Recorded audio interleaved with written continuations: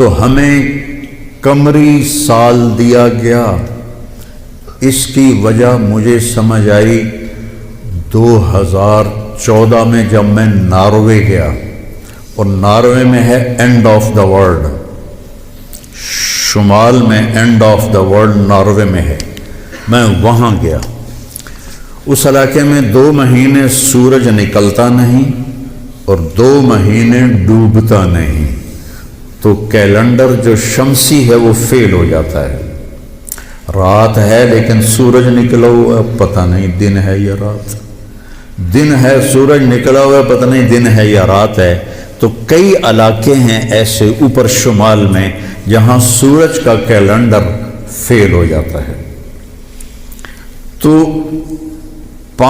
3 گھنٹے کا اوسلو سے جہاز تھا، آگے 5 گھنٹے کا موٹر کا سفر تھا، 8 کلومیٹر کی سرنگیں تھیں، اور پھر آخری بستی مچھیروں کی تھی، وہاں سے پھر 1.25 گھنٹہ آگے موٹر کا سفر تھا۔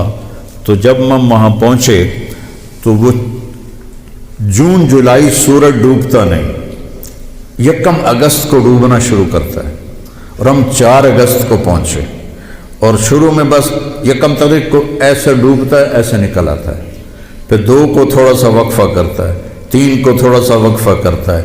4 اگست کو 20 منٹ کی رات تھی، چونکہ میں 4 اگست کو گیا ہوں مجھے یاد ہے، 4 اگست کو 20 منٹ کی رات تھی، اور ہم وہاں پہنچے تو ابھی ہم نے مغرب بھی پڑھنی تھی، عشاء بھی پڑھنی تھی، اور سورج نکلنے سے پہلے فجر بھی پڑھنی تھی۔ تو یہ ایک انوکھا واقعہ میرے ساتھ آیا ہے جو شاید ہی کسی اور کے ساتھ پیش آیا ہو، یا میرے ساتھ جو ساتھی تھے، وہاں میں بھاگا اور ریلنگ تھی اس کے ساتھ کھڑے ہو کر میں نے اذان دی۔ مجھے اللہ کی مخلوق کو 2 دفعہ دیکھ کے ہیبت طاری ہوئی۔ ایک ماؤنٹ ایورسٹ کو دیکھا کہ وہ پوری طرح ننگا تھا، چوٹی خالی تھی، دیکھ کر میں بالکل گم ہو گیا، جس کے کیل اتنے بڑے ہوں وہ اللہ کتنا بڑا ہوگا۔ اور ایک وہ جب میں اینڈ آف دی ورلڈ پر پہنچا تو اس کا وہ منظر دیکھ کے میں گم ہو گیا۔ میں نے اذان دی، ٹھنڈی ہوا چل رہی تھی، تو میں نے قبلہ دیکھنا چاہا تو چاند سامنے چمک رہا تھا، سورج فیل ہو گیا تھا، چاند چمک رہا تھا۔ تو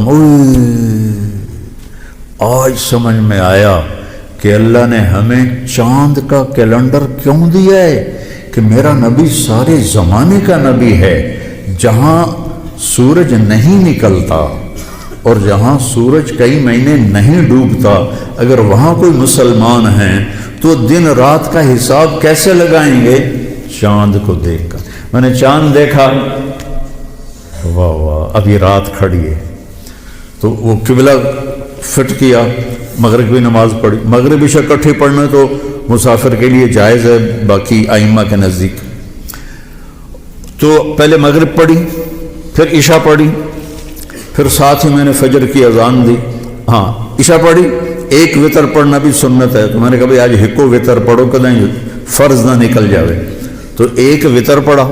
پھر میں نے فجر کی اذان دی، ٹک ٹک ٹک ٹک 2 سنتیں پڑھی، پھر والعصر انا اعطینا سے میں نے فرض نماز پڑھائی، اور بیٹھے ہی تھے کہ سورج آ کے السلام علیکم۔ تو وہاں جا کے مجھے یہ بات سمجھ میں آئی کہ اللہ نے ہمیں چاند کا کیلنڈر کیوں دیا ہے۔ یہ کہیں بھی ناکام نہیں ہوتا، کہیں فلاپ نہیں ہوتا۔ سورج کا کیلنڈر کتنی جگہ ہیں دنیا میں جہاں فلاپ ہو جاتا ہے، ناکام ہو جاتا ہے۔ تو یہ ہمارے نبی کی عالمی نبوت کی ایک دلیل چاند کا نظام شمسی بھی ہے۔ تو بھائیو، میں بہت ساری باتیں وقت کے متعلق بتا گیا، کہنا تو یہ تھا کہ ہندسہ بدلا ہے تو اپنے آپ کو بھی بدلیں، توبہ کریں اپنے رب کی بارگاہ میں، اور گناہوں سے توبہ کریں۔ پتہ نہیں کب عاصم کی طرح کس کو موت اٹھا کے لے جائے، تو نہ جانے بلا لے پیا کس گھڑی، تو کیا کیا کرے گی کھڑی دن کے دن، نہ جانے بلا لے پیا کس گھڑی، پتہ نہیں کب موت کا ڈنکا بج جائے۔ تو بھائیو، اس سے پہلے توبہ کرو، اپنے رب کی بارگاہ میں جھکو، فرائض ادا کرو، 5 نمازیں پوری پڑھو، جھوٹ نہ بولو، سچ بولو، دھوکہ نہ دو، دیانتداری سے چلو، بدکاری نہ کرو، نکاح کرو۔ کہ نشے نہ کرو، حلال پیو، حلال کھاؤ، حرام نہ کماؤ، حلال کماؤ، ماں باپ زندہ ہیں تو ان کے آگے اف بھی نہ کرو، بیوی بچوں سے حسن سلوک رکھو، روب جمانا نہیں، ماں باپ سے کہتا ہوں اولاد کی عزت کرو، اولاد کو عزت دو، انہیں ڈانٹ ڈپٹ سے نہ چلاؤ، پیار سے چلاؤ۔ اولاد سے کہتا ہوں ماں باپ کے آگے اف بھی نہ کرو کہ وہ تمہاری جنت ہیں، وہ تمہاری جنت کے دروازے ہیں، اور اپنی کمائیوں میں حلال رکھو۔ ایک دوسرے سے لڑے ہوئے ہو تو صلح کر لو، کہ اللہ پاک کو آپس کا لڑنا بالکل پسند نہیں ہے۔ اور اب یہ سیاست کا بازار گرم ہو رہا ہے، یہ نہیں منافقت ہے، منافقت کے سوا کچھ نہیں ہے، اس سے دور ہی رہو تو اچھا ہے۔ اور اگر کہیں کوئی سیاست کا کسی کو شوق ہے تو پھر اپنے مخالف کی بدخوئی نہ کرے، اس کی برائی نہ کرے، اس کو گالیاں نہ دے، اس کو برا بھلا نہ کہے، ورنہ اپنی آخرت خراب کرو گے۔ یہ ایم پی ایم این اے ٹکے ٹکے بک رہے ہیں تو ان کی کیا حیثیت؟ آج کل کے وزیروں کو کون پوچھا؟ وزیر اعظم کو کوئی نہیں پوچھتا تو وزیروں کو کس نے پوچھنا؟ جب میں لاہور پڑھتا تھا تو مغربی پاکستان ہوتا تھا، ایک صوبہ، اور اس کا گورنر تھا امیر محمد خان اکیلا، اور پورے مغربی پاکستان کے 11 وزیر تھے۔ ان کا روب بھی تھا، ان کے پاس پاور بھی تھی، ان کا پروٹوکول بھی تھا، وہ دیانتدار بھی تھے۔ کیا کریں؟ اپنے اوپر ہی روئیں، آنسو بہائیں۔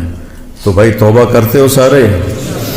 کہو میرے ساتھ، یا اللہ میری توبہ، پھر کہو یا اللہ میری توبہ، پھر کہو یا اللہ میری توبہ۔